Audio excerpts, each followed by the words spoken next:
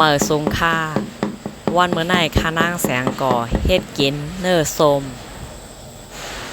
ลายเฮ็ดเนื้อส้มก่อหนึ่งแลก่อหนึ่งเตเฮ็ดเหมือนกันนางหือเข้าพักใต้เฮาขาโปเตเพียวฮอดถึงตีเหนือเผินกูตานั่นไหนจึงลายเฮ็ดอันข้านางแสงก่อเฮ็ดในเตเตรียมต่างถึงปันตีเหนือเฟซบุ๊กตั้งหน้าเฟซบุ๊กผู้เหลอเผอสนเจอเขาเฮ็ดกินไหนก็เข้ามาปันแห้งรูอันเยี่ยมตัว